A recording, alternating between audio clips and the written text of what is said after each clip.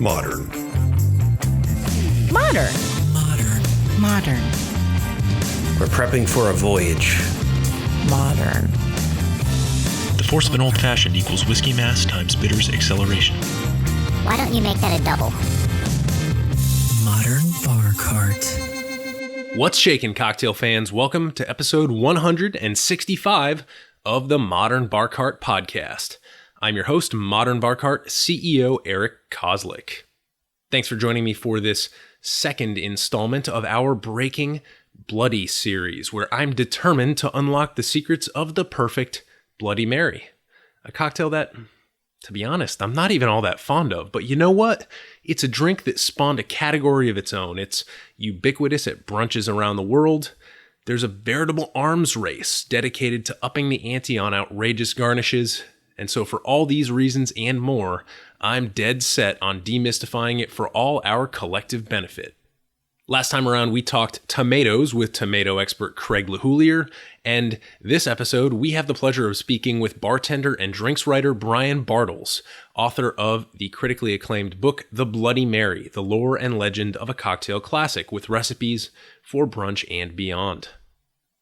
But since it's my tendency to bury the lead a bit, let's pump the brakes just for a second and give you the opportunity to make yourself a drink. This episode's featured cocktail is the Red Eye, which is one of many riffs and spinoffs of the Bloody Mary that arose during the early to mid 20th century. On the surface, it looks like a Michelada without the use of citrus, but once popular culture got a hold of this drink, well, what we got was the monstrosity that Brian Brown mixes for Tom Cruise in the 1988 movie Cocktail. A drink that contains not only beer, tomato juice, salt, and pepper, but also a whole raw egg and a handful of aspirin. In truth, what we're seeing here is the merging of the Red Eye with another classic hangover cure, the Prairie Oyster, which is a type of shooter comprised of either a whole egg or just an egg yolk, seasoned with pepper, salt, hot sauce, and Worcestershire sauce. Obviously, a lot of these ingredients, whether you're looking at the Red Eye or the Prairie Oyster, are playing the same flavor notes that we see in the Bloody Mary. But if you polled 10 people, I bet only one or two of them are going to be comfortable downing a raw egg. So what you need to know about the Red Eye is that it's usually something like a 2-to-1 mixture of beer to tomato juice seasoned with salt, pepper, hot sauce, and Worcestershire sauce, but rarely anything else. It's very similar to its cousin, the Michelada, except you're not going to see fun Mexican spices or lime juice being used in this formulation all that often. You could also think of the Red Eye as a lazy man's Bloody Mary because it doesn't contain any sophisticated ingredients, preparation methods, or garnishes. It's a reach into the fridge drink where everything's supposed to be right there.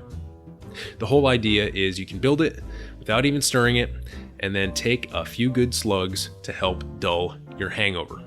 But luckily for us, our guest Brian Bartels was kind enough to provide a slightly more balanced and culinary recipe that he enjoyed at a bar in Omaha, Nebraska, called fittingly Early Bird. To make what Brian has affectionately named the Red Eye to Omaha, you'll need 7 ounces of chilled tomato juice, preferably Campbell's, Sacramento, or Knudson's. 7 ounces of cold, crisp, dry lager. With the craft beer boom out there, I'm betting that there's somebody in your area that makes a really good craft version of what a lager can be. 4 dashes of Chipotle Tabasco, 6 dashes of Worcestershire sauce, and a healthy pinch of kosher salt. Combine these ingredients in, ideally, a chilled 16-ounce pint glass, stir, and sip.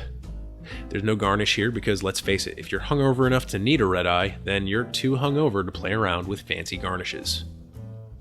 2 moves that I do like here that slightly elevate this beverage are the evening out of the tomato juice and beer ratios, which certainly moves it in the direction of a Bloody Mary, as well as the slight attention to detail required to source or create a Chipotle Tabasco sauce, making it just that little bit more interesting than it might be otherwise. So, now that you've found the cure for whatever terrible things you've been doing to your liver during this mess of a quarantine we're all facing, let's turn our attention back to the interview. In this bloody interesting conversation with author, bartender, and bar owner Brian Bartels, some of the topics we discuss include A little briefing on the state of the industry from Brian's viewpoint, having launched his bar and eatery Down Madison in the midst of the COVID-19 pandemic. The history of the Bloody Mary cocktail, including a lengthy discussion of the two key players in its origin story, bartender Ferdinand Petiot and vaudevillian George Jessel.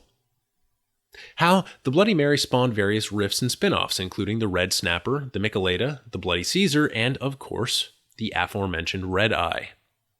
Why Brian considers the Bloody Mary a bit of a moving target in terms of its formulation. In essence, why it's such a slippery, variable drink, and yet nobody seems to have any problems with the inconsistency of recipes out there.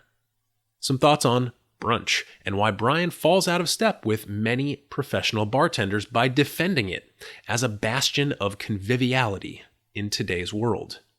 Some pointed and surprisingly optimistic projections about the future of the Bloody Mary, a preview of Brian's newest book project, The United States of Cocktails, and much, much more. Brian is an amazing person in that he embodies the really precise, methodic, scrupulous mindset of a writer, while also possessing a wealth of on-the-ground industry experience working in high-volume bars, developing food and drink programs, and providing his guests with best-in-class hospitality experiences. It's a rare combo when you can find someone who's willing to jump into the melee of food and beverage service and then make enough time to distance himself and write about it so that all of us on the outside can understand it just that much better. That's what I like so much about Brian's writing, and I think that's exactly why you'll be delighted by his insights in this episode. With that, please enjoy this lighthearted yet thorough conversation with Bloody Mary expert, bar owner, and author, Brian Bartels. Brian, thanks for being on the podcast. Thank you so much for having me. So, before we jump into all things Bloody Mary and then, of course, some of the newer projects that you've got going on here, can you briefly introduce yourself to our listeners and talk a little bit about what you do? Certainly, yeah. I've been a lifelong bartender since I've been able to legally work behind the stick. I grew up in small town Wisconsin, but in college and undergraduate lived in Madison, and that's where I learned to bartend amidst the college drinking society. So it taught me how to be pretty fast early on.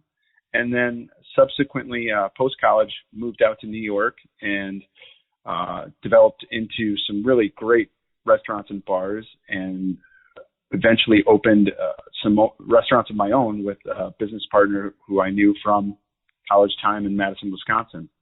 And our restaurant company kind of grew over the last 10 years to have about 8 spots in the city, and they were called Happy Cooking Hospitality.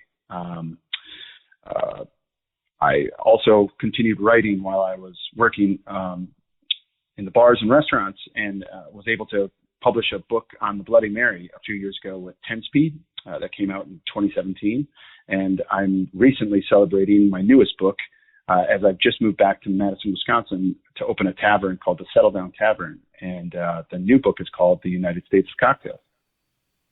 Awesome. So, yeah, that's a really succinct summary of what is a very kind of extensive and self-transformative and self-reinventing resume. It seems like I imagine that there's obviously some similarities to a hectic bar in Madison and in a hectic bar in New York. There's some things that are going to carry over, but it seems like you've got a real breadth of just kind of situational bartending knowledge based on all of the different types of venues you've worked at. Does that sound about right?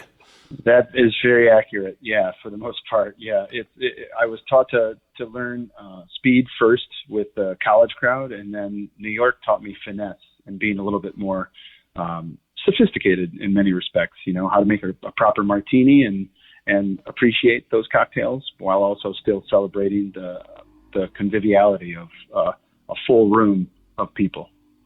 Right, and obviously, that's a little bit tricky these days. How are things going with Settle Down? Like I'm almost petrified to ask based on how many bars in DC have just closed.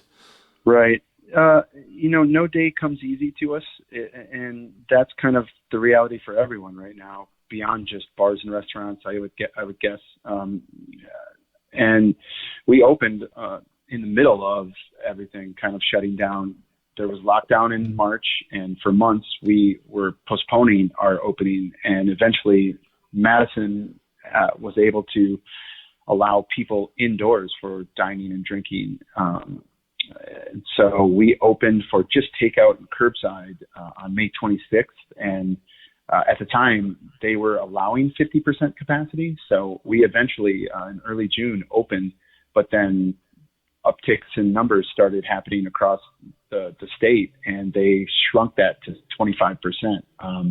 So it kind of clipped our wings right away. We have a 48-seat capacity tavern, so 12 people is our maximum for that indoor tavern, and that's kind of tough. If you can imagine, for a brand new place who needs to actually like pay their bills and get out of the ground a little bit more. So it's been a struggle. We are lucky enough to have the outdoor patio because the nice weather in the summertime has made it a little bit more easy for us to actually serve people, but still we're battling a lot of factors right now. Yeah, and I imagine in Wisconsin you can only get away with heat lamps so far into the autumn and winter. Yeah, exactly. We are looking at beautiful fall weather right now. It gets cold at night, but this week, last week it rained all week and it was cold, and nobody came out, so it was pretty deflating. But this week is a little bit better because the sun is out. Well, that's good. I mean, all of our thoughts go out to you and all the other bar owners. It's a time of uncertainty. It's a time of innovation, right? Things are we find creative ways around some of these problems. Unfortunately, not everybody's runway is able to sustain that, and especially if you're a restaurant or a restaurant group with a sort of entrenched mentality or an entrenched way of doing things. It's like turning a battleship. It doesn't happen immediately. So, we're going to keep on continuing to watch and report on, how things in the bar world are doing. But I think we should turn our attention here to maybe some more or perhaps less doom and gloom stuff here and talk a little bit about your book, especially concerning the history of the Bloody Mary. There's a number of books on Bloody Marys out there. So I was wondering if you might first kind of explain what makes your book special and useful in the landscape of Bloody Mary books, and then we can I think jump into some of the history, which I really enjoy the way it's told in your book. Yeah, of course. There have been a couple other books published on the Bloody Mary, fortunately enough, and been lucky enough to utilize all those for my research for the book.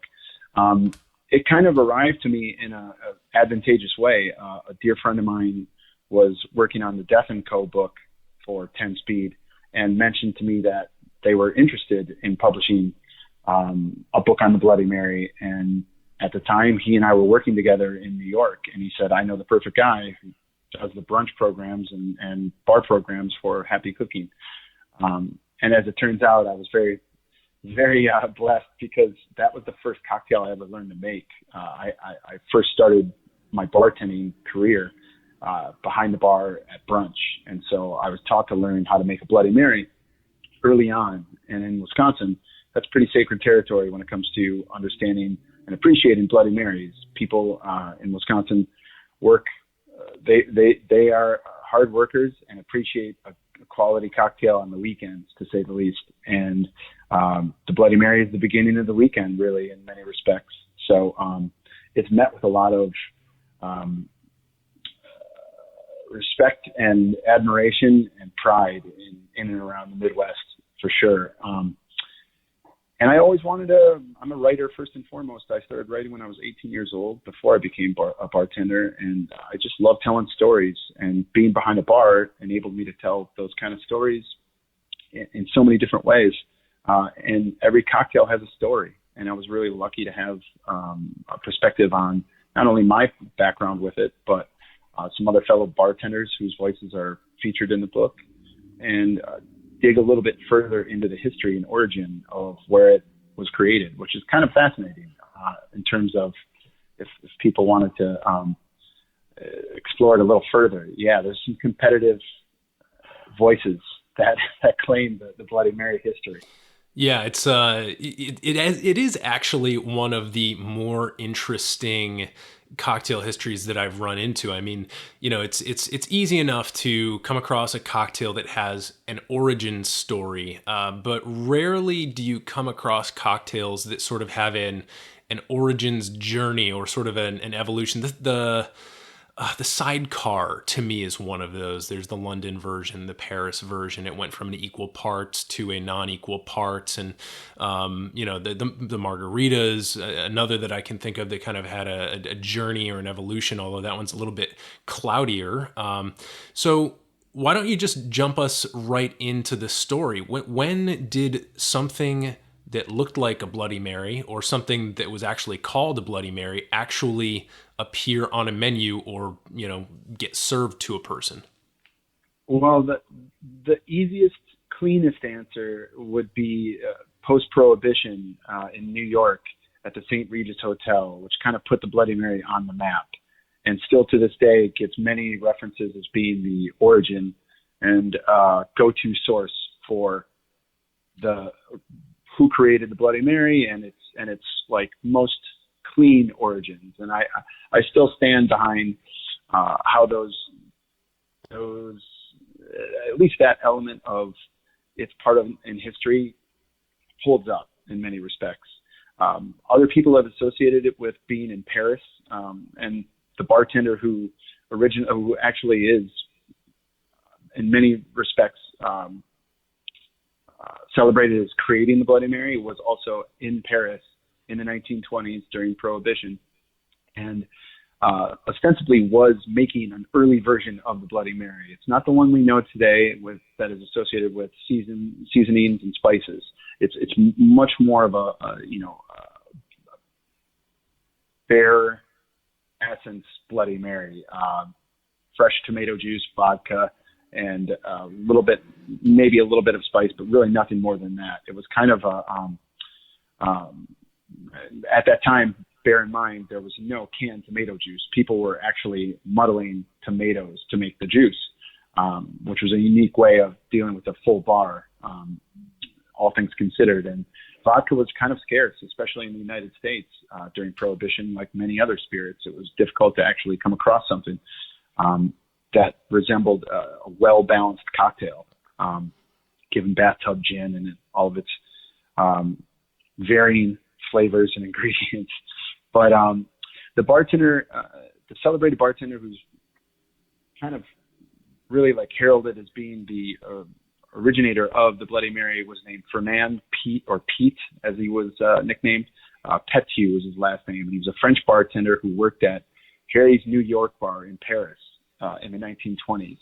And he eventually moved to New York post-Prohibition around 1933 and got a job being head bartender at the prestigious New York St. Regis Hotel at the King Cole Bar, and put on a cocktail there shortly thereafter that people were raving about, which was a Bloody Mary in its most familiar way that we associate it with today, which is a Bloody Mary with vodka, black pepper, salt, Worcestershire spices, and often lemon juice.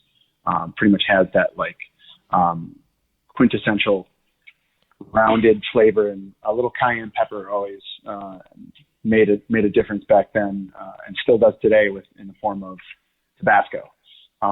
So Petiot was the one who kind of put it on the map. But for years and years, because history and the way that we view it with a lot of cocktails, and you just mentioned two important ones, the sidecar and the margarita, which are still popular and noteworthy today, it gets a little cloudy because people weren't necessarily documenting those drinks back then. And if you created something or started a trend, it sometimes didn't reach publication until many years later. And so it's kind of fascinating to be caught in that little time loop, or if you will, just kind of a murky specificity about when drinks were created.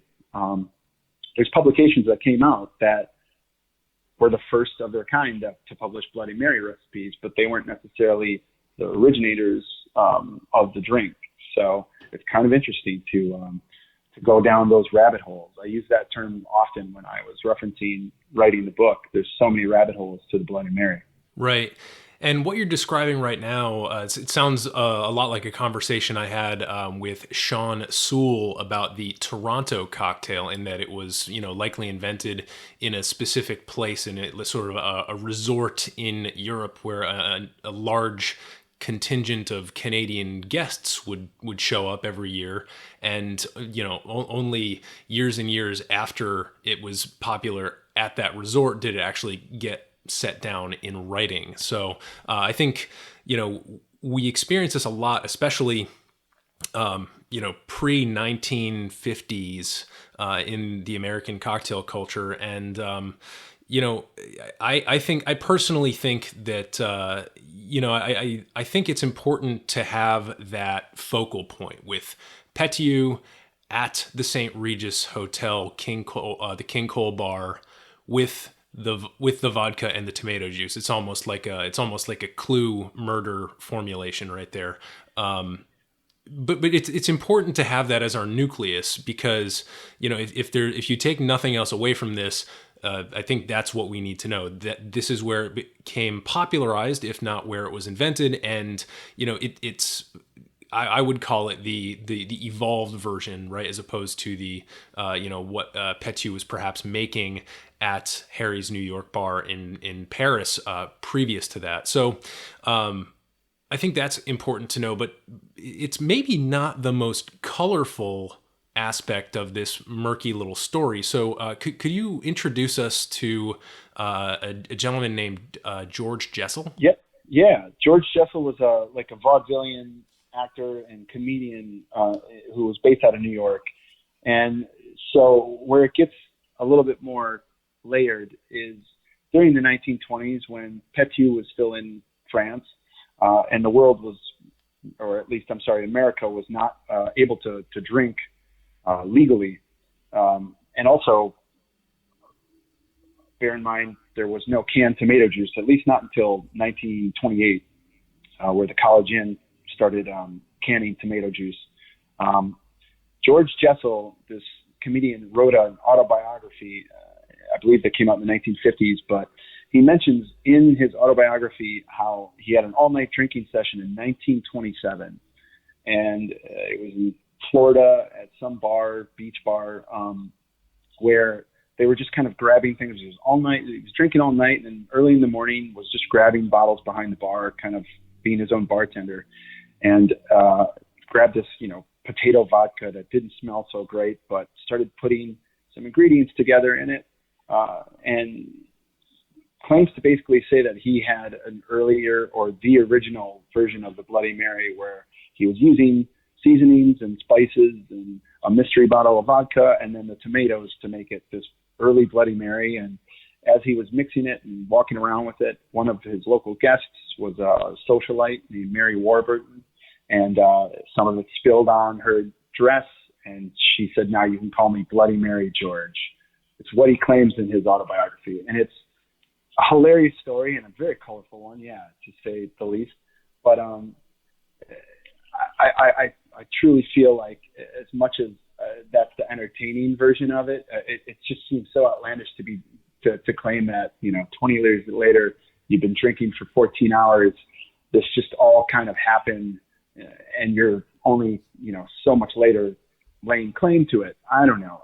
At the same time, what gives me some kind of reason to consider all those stories and any other stories that haven't unearthed themselves yet is, that's kind of how we discovered ourselves drinking in our cultures back then. Was we didn't have social media, we didn't have the internet, we couldn't leap from point A to point B so fast.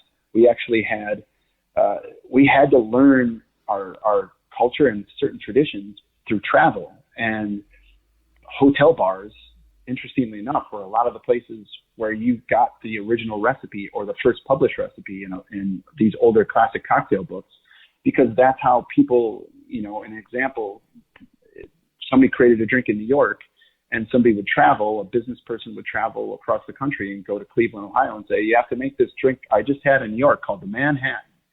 And they would tell the bartender in Cleveland, Ohio, what the Manhattan was, and it kind of developed into its own, from there. And so history just has this like moving target to it, especially when it comes to cocktails. Let's be honest here; they're not sticklers for memory and recall so much as other things that we experience in our daily lives.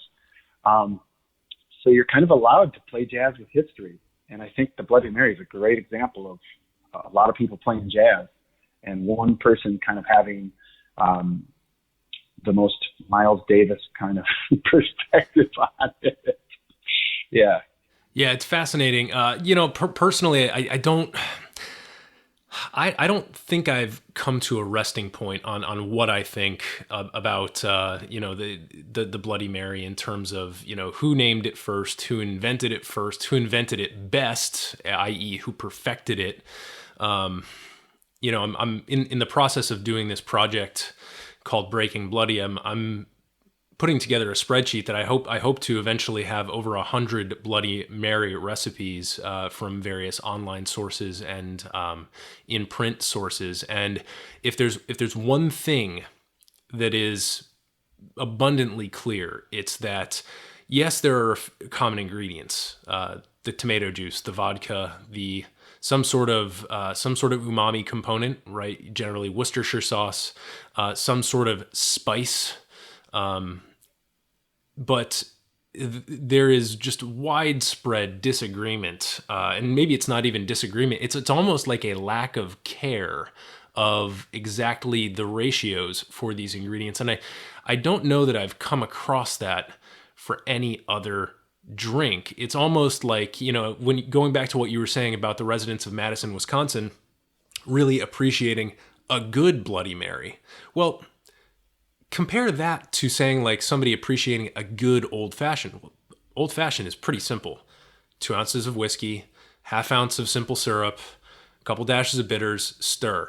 Really the only way to mess up the old fashioned is by deliberately not following the recipe, or by executing it incorrectly, by not stirring for long enough, or not muddling the sugar cube with a little bit of water to make sure it dissolves. Like those are process errors. With the Bloody Mary, it's almost like it's a template as opposed to a set recipe. What are your thoughts on all that? Yeah, I would say, it is 100%. You're right.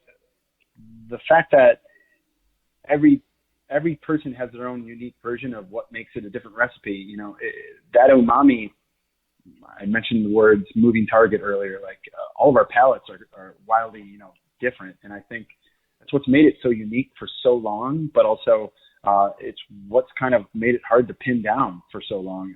There literally is no template or definitive resource to use from, the Petiot article in the New Yorker from 1964, where he talks about initiating the Bloody Mary of today, literally putting in the salt, the pepper, the cayenne, the Worcestershire, the dash of lemon, and the ice and the vodka, along with the tomato juice.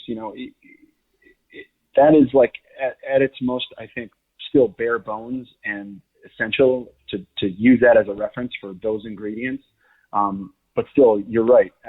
Everybody you talk to will remove one of those ingredients or add something else and say that's the ultimate Bloody Mary recipe, which is in fact like, it's not untrue, and it's definitely not like, definitive by any stretch. So it's tough. I mean, I think there's 7 quintessential ingredients, and if you work around those 7 ingredients the way that there are 4 quintessential old-fashioned ingredients, you are working off a template. And that should be the basis of it, albeit you're going to tweak those things, and measurements are always going to be varied. But at the same time, I think there's people out there who would pretty much associate it with, those bare bones ingredients as the identifiable principles of what makes a true Bloody Mary or a classic Bloody Mary. But yeah, you're absolutely right. I mean, when I was going across the country and tasting different Bloody Marys, and I still do this to the day, there's no no consistency that I can. I mean, certain places they're hard to drink because they're too spicy, or they're too salty, or they have too much Worcestershire. So it's been unique, and I think that's why I'm lucky to grow up in Wisconsin, because most of the places around here serve the Bloody Mary with a beer chaser, which can cut some of those uneven palate angles, so to speak, give you a little bit more of a fighting chance of appreciating the bloody. Right. So we talked about like what a Bloody Mary is, and the fact that, it's this moving target analogy is, I think, probably the most useful thing that we've come across to describe exactly how people should think of it in recipe format. But nonetheless, the Bloody Mary still spawned these offshoots and riffs over time. I'm thinking in particular the Michelada, the Bloody Caesar, and somehow they all seem to still fit very much into that hangover cure / brunch setting. Can you talk a little bit about those variations and your thoughts on how they evolved or the role that they play? Sure. I think, what really catapulted the Bloody Mary into its modern day popularity would have to be brunch, and the fact that people started generating more interest in congregating on the weekends, early in the mornings, with family, with friends, socializing, and the Bloody Mary just skyrocketed. People traveled more in the 60s and 70s, which developed more of that hotel culture that I was referencing earlier. And I think people were interested in having buffets more back then, which today that's just not a realistic thing with COVID, obviously. So with that socializing contingent and how people were connecting, the Bloody Mary became this kind of social dynamic where you made it so colorful with all the different garnishes and whatnot. You would, raise your glass and look around to your left and right and see who else was having one, as a way of kind of celebrating what transpired the night before, what you could talk about and relay from previous experiences, or what you were looking forward to that day. It had this really strong social construct of connecting us. And I think it was only a matter of time, the way that the old fashioned developed different recipes and different styles, that the Bloody Mary was going to do the same. So, in certain circles, the red eye became popular. That's probably, originally, it's also, I should cut myself off here and mention that originally one of the first recipes ever published in the Bloody Mary was in 1941, and it was called the Red Snapper. I believe it was a couple of years after 1941. I'm gonna get my stories wrong here. I'm sorry, or my years wrong. The original Bloody Mary recipe was published in 1941, but I believe Red Snapper was how it was referenced in certain circles. With with the St. Regis Hotel, they renamed it. It was originally the Bloody Mary and was renamed due to the fact that allegedly the owner of the hotel, Astor, was told Petiot that he didn't like the name Bloody Mary. It's probably because his wife was named Mary at the time, so that didn't help. But it was nicknamed the Red Snapper, and there was also a Red Snapper seasoning spice out from the Pacific Northwest, which probably contributed to that nickname for the drink. But because vodka was scarce in the 1930s, they used gin as a substitute for it in certain circles. So the Red Snapper, which was a Bloody Mary made with gin, became somewhat popular and developed its own following in the 1940s and 1950s. Subsequent to that, some other variations took place, and the Red Eye, which is strictly just a mashup of tomato juice and beer, became very popular in the Midwest, in the central part of America.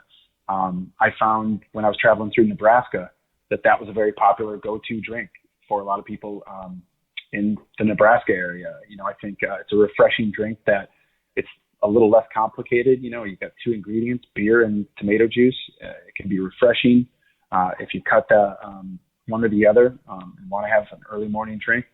And the Michelada, obviously, which is kind of like a Bloody Mary without the vodka, and just more of a seasoning and spice with lime juice instead of lemon juice. I believe in Mexico is where that started, as a way of celebrating or drinking something, beer with a little bit more of a kick to it, if you want to call it that. And I mean, those drinks still kind of exist, and they're popular for their own specific reasons. I love the fact that there's a good variety out there. You can always walk into a place that cares about their Bloody Mary game, and you'll see some healthy options. Yeah, and then of course we also have the Bloody Caesar, which is, I think it's, correct me if I'm wrong, but this is almost something that spun off from a product, right? So we have V8, right? Everyone who has gone to a grocery store ever has seen a huge, shelf full of V8 vegetable juice, tomato juice, whatever kind of blend it is. But then we have something that hits the shelves actually at a point that I'm not really aware, called Clamato, which is, I first encountered it. I grew up going to Canada to visit my mom's side of the family in Quebec, and the first time I came across Clamato was there, and it blew my mind. I had never come across it, but it's wildly popular up there. Right. Yeah. It was, I believe, in the 1960s, Clamato, or at least clam. They started Clamato maybe in the 1970s, post when the Bloody Caesar was created at a hotel in Calgary in the late 1960s. And it catapulted into popularity in Canada for sure. The Bloody Caesar, by the mid-1970s, was the most popular cocktail across the country. Making the clam juice was definitely difficult for bartenders early on. But I believe by the mid-1970s, when it started to just run its popularity, was when Clamato was introduced. It's unique, and it's definitely very prevalent throughout Canada, and you rarely see it in the United States. But one of my restaurants, which also featured seafood in New York, it's called Jeffrey's Grocery, had a wildly popular version of a Bloody Caesar. Any place that shucks oysters is should have, in my opinion, a really great Bloody Caesar available for everybody. It cuts the thickness of the tomato a little bit more with using the Clamato, since it's a thinner version. And it's definitely unique, in terms of that umami punch. But wow, and it's made well. It's really special. Yeah, and it's interesting to me that the Bloody Mary is such a. It seems like it wants to be, and all kind of riffs on the Bloody Mary as well want to be something that is not vegan, something that has some sort of like almost seafoody aspect to it, whether you're talking about the anchovies and the Worcestershire sauce, or you're talking about the clam juice or something else that kind of mimics that. It's bizarre because most people think of it as like cold, like it's gazpacho in a glass with vodka to a lot of people, but they don't realize that they're getting that healthy dose. It's honestly one of the things that I'm most fascinated about, and I believe our next installment that we're currently working on putting together is actually going to examine that umami element in as much depth as possible. So I'm excited for that. But I wanted to return to this idea of brunch, and you made a really important point earlier in saying that, like, well, we ain't doing that no more. We're not getting together in big hotel dining rooms and getting shoulder to shoulder at buffets for obvious reasons. So I wanted to talk a little bit about the potential history of the Bloody Mary, and my first off the cuff thought is, like, are we about to see a drinking landscape where the Bloody Mary goes underground for a while? I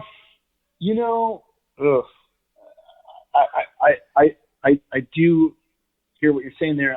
I don't feel that it will reach that kind of element. I mean, what I will say is definitely the Bloody Mary bar at the respective hotel or restaurant or bar that is noted for its endless supply of, Bloody Mary garnish stand. If you're having, that early morning breakfast, well, that is the 1995 all you can eat, or 1995, full breakfast that includes a drink, or the Bloody Mary bar. Those will definitely not be around for a little while, for sure. But I still feel like you can get a quality made Bloody Mary with a healthy variety of ingredients anywhere that they are still able to safely serve people, indoors and outdoors, obviously. But we have 2 Bloody Marys on our menu at Settle Down right now, and both are popular. Both people drink them day and night, interestingly enough. So it's not just necessarily a brunch thing anymore. I feel like if you're creating variations on a drink that might be associated with brunch, and you're adjusting the ingredients enough that people are open to trying it at 10 o'clock at night as much as they are at 10 o'clock in the morning, then you're seeing evolution. And that's a special thing to take away from it, is that it might not, I might actually turn it back to the question and say it might not just be for brunch anymore. It might not be a breakfast drink anymore, from what I'm seeing, which is great. Yeah, and I also like what you were saying about the potential to market the Bloody Mary as a healthier version of a cocktail. Obviously, for people who are looking to avoid hangovers, the absence of congeners is something that's appealing. So you want a clear spirit, and of course, all the vodka companies are going to take that to the nth degree by explaining how many times they filter their vodka. So that seems like an obvious way into that niche, as well as the fact that you could actually present a caloric or nutritional profile of a Bloody Mary that's actually relatively attractive, even to people who are doing low carb or keto or sort of vegetable dense diets. Oh yeah, 100%, absolutely. And even go so far as to adjust the ABV for doing something that isn't necessarily vodka, but also a variation or something with a little lower. Sherry, for example, actually works really well in Bloody Marys, and we're talking about something that is significantly less ABV than your standard bottled vodka. So there's no end to exploring those possibilities. I will say, due to the fact that we've been experiencing COVID together since March, that people's home bartending skills have also evolved and developed. And so people are I think, expanding their bar library, if you will, and getting a little bit more experimental and comfortable with making homemade drinks. So it's a great thing, in my opinion. Yeah, I personally just I'm sort of in developing homemade hot sauce recipes because I have a bunch of hot peppers growing outside. And it seems like this is also a great time to start playing around with your house Bloody Mary mix, because, in the end, if you're talking about a brunch situation or, any sort of large service situation, you're going to want to create a blend that you just add the vodka to, garnish and serve. So, obviously this is a good time to start playing around with riffs on that, so that when the time comes to actually get together again, you've got sort of an ironclad recipe that you can pull out of your back pocket or your computer and scale to the number of guests that you're anticipating and just be off to the races in a really sophisticated way that might not have otherwise happened without all of this free time to experiment. Right. Yep. So, wrapping up here, I wanted to return to the book and just ask you, what you took away most importantly from putting together all of the recipes and getting them photographed in this book. Because obviously it's very beautiful. As you mentioned earlier, the Bloody Mary is almost like a party hat for your hand when you're, sitting there at your table with your 5 shrimp skewered on there and your mini cheeseburger and your 7 celery sticks. It's obviously a visual delight as well as a culinary one. So what were your big takeaways from doing all that work and doing all the recipe testing? I got to work with an incredible photographer, Eric Metzger, who's done a lot of work with Imbibe and Punch, and he photographed Souther Teague's latest book and Wiley Dufresne's cookbook, and he's doing Katana Kitten's book coming up here. So getting the chance to work with somebody who is now a dear friend made the whole experience really meaningful. And especially with our publisher, 10 Speed, who couldn't have been more accommodating, and my editor, Emily Timberlake, the whole team there, all the way through to the publisher, Aaron, been nothing but wonderful and really terrific people to kind of allow me, that was my first experience writing a book, having a lot of experience writing, but not in the publishing world. I was amazed and really pleased, and really felt they allowed me to have my own voice, actually, which I was terrified, one, might be misinterpreted or not really feel like it was injected in the right way. I didn't want it to be a stuffy book of like just historical fact that came across as being a little too textbooky, and they allowed not only the experience of just me using my own voice and my own story and angle on how I wanted to capture the Bloody Mary and its history, but also we shot at all of my restaurants in New York. They were cool about making that be a part of it. So those images, those are a really great time capsule for me to kind of remember and appreciate what my life was like then, around 2017, 2016, and some of the famous drinks that we served at our restaurants. It really still holds up. And I got to interview some terrific people and feature some recipes from dear friends in the industry, which is one of my favorite things to do. More than anything is just to kind of celebrate and share good things like this, as opposed to just kind of covet them. I'm much more comfortable when for example, if I'm bartending, if all my friends are in the room rather than a bunch of strangers.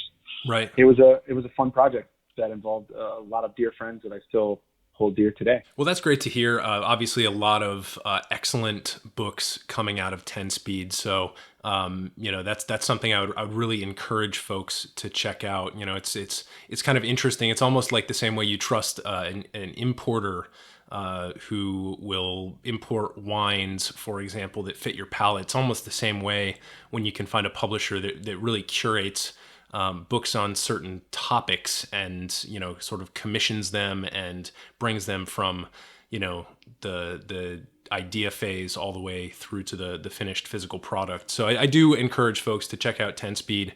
Obviously, we'll have links to Brian's Bloody Mary book, as well as your newest project, over on the show notes page at modernbarcart.com/podcast. Before we jump into a couple of special Bloody Mary related lightning round questions here, tell us a little bit about the United States of Cocktails. Yeah. So I come from a small town in Wisconsin, and I've always been, a child of choose your own adventure stories growing up, and fascinated by the way that the world works. Especially America, because it is our home country, but also it's so big and varied and unique. And when I started bartending in my formative years, late teens, early 20s, it was pretty obvious to me how unique the drinking culture in Wisconsin was, with all the different specialty beverages, the beer chaser with the Bloody Mary, like I mentioned, the ice cream drinks that they drink all the way into the winter time, and the shots of Angostura at the Nelson Spitter Hall up in Washington Island, as well as the unique brandy old fashioned. And so after working, behind a bar for many years and meeting people from all over the country, it just dawned on me how unique our regional drinking cultures were, from state to state and city to city, obviously. And it always kind of made me curious about, what are they doing in New Mexico that's different than Wisconsin? What are they doing in South Carolina that's different from New York, and the history that surrounds all that. So I was really inspired to do a little bit of a deeper exploration into state by state drinking traditions, which is what arrived eventually with the United States of Cocktails, which just came out last week. And it features drinking traditions. It features recipes in every state. One classic, one modern recipe, different voices. I interviewed over 100 people throughout the country, bartenders, professional restaurant people, brand ambassadors, voices from all over that have been influential to me, but also I think are really important people that would also be great representatives of our cultures and our connections to each other from state to state, and how we've really evolved, especially in the last 20 years with cocktail culture and our development. Distilleries alone in the last 20 years have grown so much. It's fascinating. And so I wanted to capture a book which I hopefully did, that was about the fun facts that we can retain from our evolution as a country, but also celebrating the people that made us where we are today, feel so inspired by our surroundings and our local drinking cultures as much as the national scale. And that's the United States of Cocktails. Yeah, there's a lot to unpack in that book, and I'm happy to report that, yeah, I've gotten some good reviews so far. Yeah, what's exciting to me is just like with our now mutual friend Ivy Mix's book, Spirits of Latin America, I think that when we're all stuck at home, it's easy to be self-referential and to have your world shrink in a way that you don't necessarily notice. And so I really value the books that have a travelogue and a multivocal aspect to them, where you've got lots of different voices, lots of different perspectives. It's a sort of antidote to shrinking inside yourself and like Hamlet being the kingdom, a kingdom the size of a walnut shell, or something like that I just misquoted. So yeah, I'm excited to check out that book myself, and I'm really glad that you seem to have put it out at a time when we all need to take a little road trip in our heads. Yeah. Shakespeare was a huge fan of Bloody Marys before they became popular, and we can just come up with that. We'll come up with that myth together. Yeah, I see no reason why he wouldn't have been. Yeah, I'll start working on that conspiracy theory because I think that one will grow legs. I really do. Yeah. All right, a couple of lightning round questions. You ready? Sure, of course. Okay. What is your favorite way to garnish a Bloody Mary, and what's the most outrageous or over-the-top way that you've seen one garnished? Favorite way has to be just simple and easy. I'm really not a fan of the big garnish display. Lemon and a celery stalk are really just kind of boom right there. I actually don't like the big pickles. So Cornichons for small pickles, but really just a lemon and or a celery stalk. It really doesn't need to be more complicated than that. Yeah. In terms of outrageous or over the top things, what's the biggest abomination that you can call to mind? Definitely the 3-pound fried chicken on top of 8 other skewers of different garnishes was insane, and that took place at Sobelman's Bar in Milwaukee, Wisconsin, of all places. They go through such labor-intensive builds on constructing each Bloody Mary, which comes in an 80-ounce pitcher. It's essentially a pitcher, but they say it's an 80-ounce mug. But they serve you a pitcher of Miller Lite while they're making it. That's how long it takes, and that's how labor-intensive it is. It is gaudy, but also it's just kind of unbelievable that it exists in the world, and I'm kind of happy it does. But yeah, it's there in Milwaukee. That's incredible. Okay, next question. This is gonna take the form of one, the other, or both. The first one here, we have 3 choices, and these all refer to ingredients to be used in a Bloody Mary. So, first one: lemon, lime, or vinegar for your acid. Lemon. Celery stalk or celery seed? Celery stalk for sure. Hot sauce or horseradish? Hot sauce for sure. I'm not the horseradish type, although I like freshly grated horseradish. That is really good. Worcestershire sauce or A1 sauce? I like A1. Old Bay or cayenne? Having grown up in the Midwest, I did not get subjected to Old Bay, but when I found out about Old Bay and started having it more on my seafood on the East Coast, I really kind of felt like Old Bay, that's my jam, Old Bay. All right, this refers to texture: thin and sipped through a straw or thick and gulped from a pint glass? I'm guilty of creating both, especially right now. There's a little bit of our Green Bay Bloody Mary is a little bit thicker due to the tomatillos, but I prefer the thinner version and sip through a straw, although those go down really fast, so one has to be careful. Right. It seems to lend itself better to the brunch or hangover cure, and the other is more of a sort of a salad smoothie kind of. So, any face-offs that I'm missing here in terms of classic ingredient face-offs? I guess spirit. Everybody has their own spirit selection, and I know vodka is the atypical choice and the industry standard, but it's not mine. I actually prefer gin or mezcal in my Bloody Marys. So I guess that's a unique little curveball. I get a funny look from people sometimes when I specify I would like gin or mezcal in the Bloody.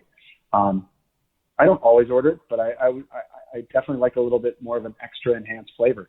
Totally. And I think botanicals, smokiness and or infused vodkas are a huge opportunity. So yeah, totally. All right, next, what is your stance on brunch in general? And to be more precise, is there a time of day when it becomes a faux pas to order a Bloody Mary? And I know we covered some of this, but give us a soundbite. No, that's fine.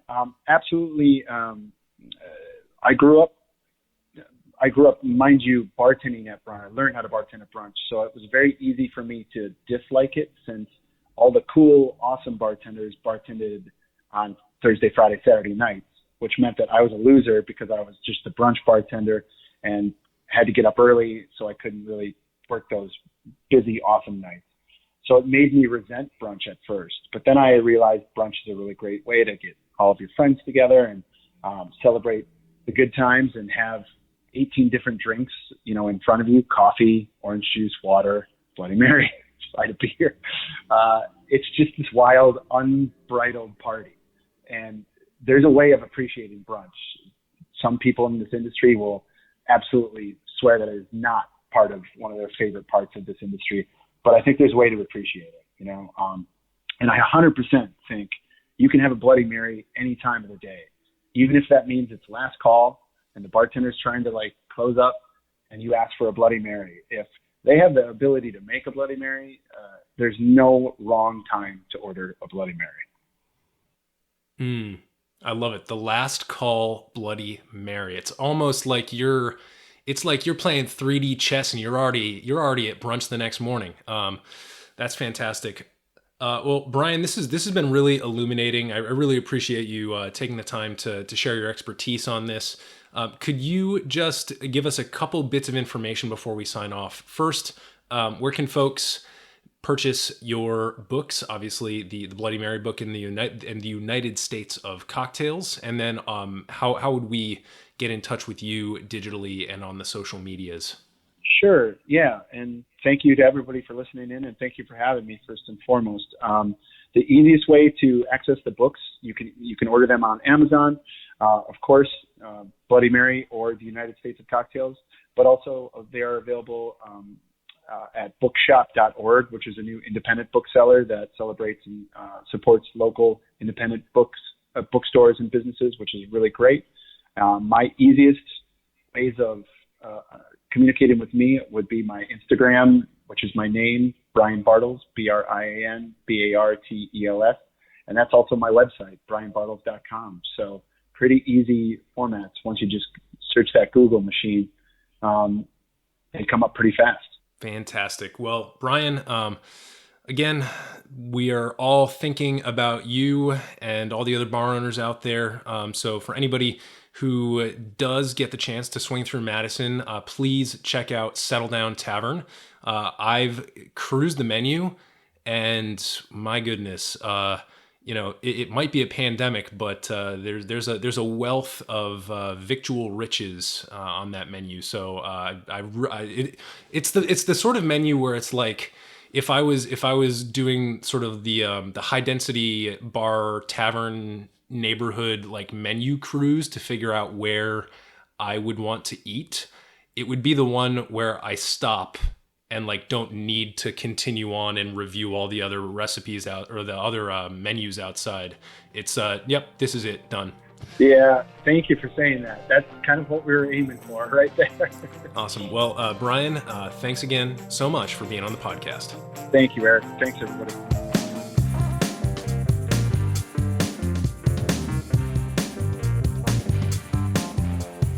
Hey everybody, thanks for listening. If you enjoyed this episode, there's two big things you can do for us here at Modern Bar Cart. One would be to tell your friends and family if you think they'd enjoy listening to us talk about cocktails. And if they don't download podcasts, they can always stream our episodes on their desktop directly from the show notes page at modernbarcart.com. The other thing you can do to help would be to head on over to iTunes or wherever you download your podcasts and leave us a review. 5 stars are great, but we're more interested in your feedback. And the beauty is, the more reviews we have, the easier it will be for other folks out there to learn about our show.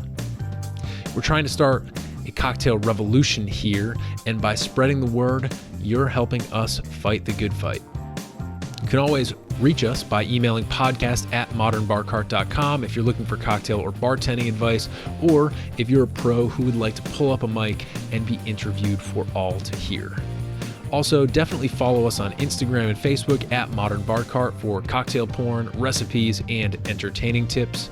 And keep an eye out for new product releases and special offers, which are happening all the time.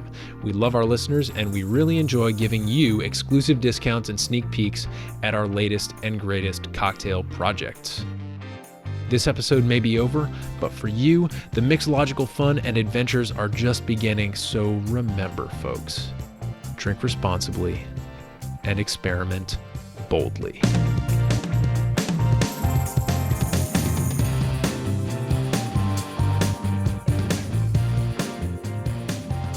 This episode was produced by Sarah Baker, with editing and sound design by Samantha Reed, Bloody Mary insights by Brian Bartels, and a little bit of interview magic by yours truly.